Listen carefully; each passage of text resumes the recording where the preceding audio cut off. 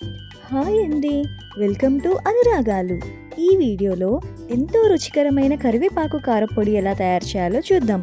ముందుగా ఒక పాత్ర తీసుకొని 2 స్పూన్ల మినపప్పు, 2 స్పూన్ల శనగపప్పు, అలాగే 2 స్పూన్ల ధనియాలు, 1 స్పూన్ జీలకర్ర వేసి మీడియం టు సిమ్ ఫ్లేమ్లో ఉంచి బ్రౌన్ కలర్ వచ్చే విధంగా వేయించాలి.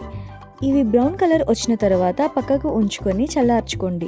తర్వాత అదే బాండీలో 10 నుంచి 12 ఎండుమిర్చి వేసుకొని కొద్దిగా ఆయిల్ వేసి కలర్ చేంజ్ అయ్యే విధంగా మీడియం టు సిమ్ ఫ్లేమ్లో ఉంచి ఫ్రై చేయండి.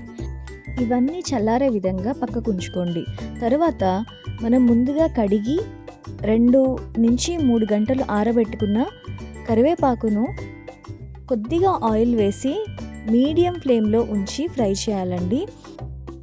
కరివేపాకు ఫ్రై చేసిన తర్వాత పక్క నుంచి చల్లారే వరకు ఆరబెట్టుకోండి. తర్వాత మనం ముందుగా ఫ్రై చేసుకున్న దినుసులని ఒక్కొక్కటిగా వేస్తూ బరకగా గ్రైండ్ చేసుకోండి. తర్వాత ఎండుమిర్చి కూడా వేసి కొద్దిగా గ్రైండ్ చేసిన తర్వాత మనం ముందుగా చల్లార్చి పెట్టుకున్న కరివేపాకును, అలాగే రుచికి సరిపడినంత సాల్ట్, కొద్దిగా సాల్ట్ పడుతుందండి, రుచికి సరిపడినంత సాల్ట్, అలాగే ఒక వెల్లుల్లి నుంచి తీసిన వెల్లుల్లి రెబ్బలు, అలాగే కొద్దిగా చింతపండు కొద్దిగా అయితే సరిపోతుందండి.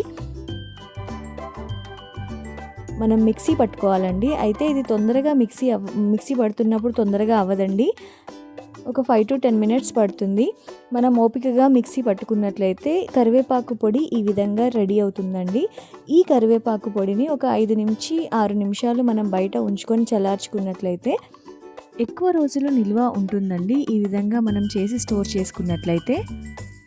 అలాగే మనం ఇది చల్లారిన తర్వాత ఒక ఎయిర్ టైట్ కంటైనర్లో కానీ లేదంటే ఇలాంటి పింగాణి పాత్రలో కానీ భద్రపరుచుకుంటే ఒక 1 మంత్ వరకు ఇది పాడవకుండా ఉంటుందండి. ఇడ్లీ కానీ, రైస్ కానీ, దోశ కానీ ఈ అన్నిటి కోసం ఇది చాలా చాలా టేస్టీగా ఉంటుంది అండ్ హెల్త్కి కూడా చాలా మంచిది.